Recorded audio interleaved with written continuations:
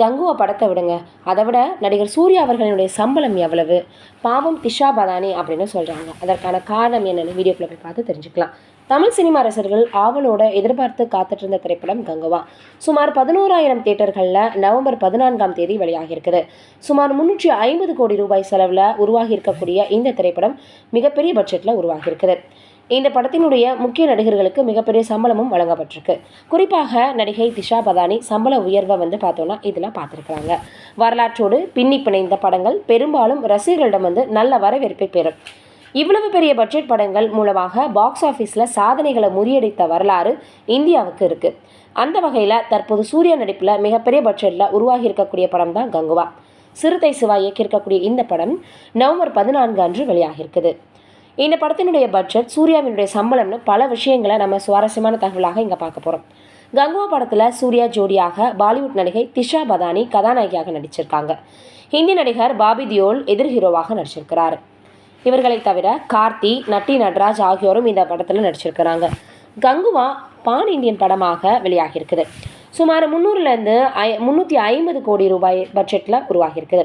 வரலாற்று கதையோட கற்பனையையும் கலந்து படத்தின் கதை நகர்கிறது. இதில் ஹீரோவாக நடிக்கக்கூடிய சூர்யா அவர்கள் இரட்டை வேடத்தில் நடிச்சிருக்கார். சூர்யா கடந்த 2.5 வருடங்களாக இந்த படத்திற்காக செலவிட்டிருக்காரு. அவருடைய சம்பளம் 39 கோடி அப்படின்னு தகவல்கள் வெளியாகியிருக்குது. சூர்யா தனது கடைசி படமான எதற்கும் துணிந்தவனுக்காக 50 கோடி சம்பளம் பெற்றதாக சொல்லப்படுது. சில வருடங்களில் முக்கிய சினிமாவில் பெரும் புகழை பெற்றிருக்கிறார். சிவாவினுடைய இயக்கத்தில் ஆதரவாக இந்த படத்தில் சம்பளத்தை குறைச்சிருக்கிறதாக சொல்லப்படுது. அதே சமயம் நடிகர்கள் தனுஷ் மற்றும் சிவகார்த்திகேயன் ஆகியோர் சூர்யாவை விட அதிக சம்பளம் வாங்குறாங்க. ஆனால் படத்தின் லாபத்தில் சூர்யாவுக்கு ஒரு பங்கு கிடைக்குது. கங்குவா பாபி தியோலின் முதல் தமிழ் படம். அவருக்கு ரூபாய் 5 கோடி சம்பளம் வழங்கப்பட்டிருக்கு. படத்தின் கதாநாயகி திஷா பதானிக்கு 3 கோடியும் சம்பளம் கொடுத்துருக்குறாங்க அப்படின்னு தகவல்கள் வெளியாகியிருக்குது. திஷா பதானியின் முதல் தமிழ் படமும் இதுதான்.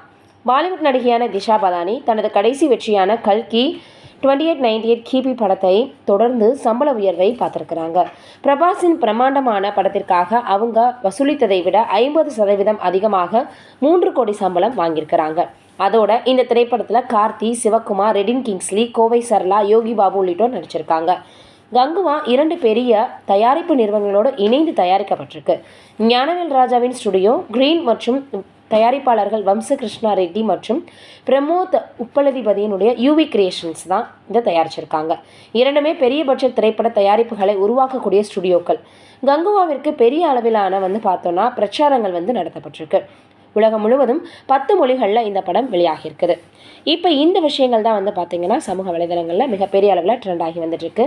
நீங்கள் என்ன நினைக்கிறீங்க இந்த படத்தை பற்றின்றதை மறக்காமல் கீழே இருக்கக்கூடிய கமெண்ட்டில் சொல்லுங்கள். நன்றி, வணக்கம்.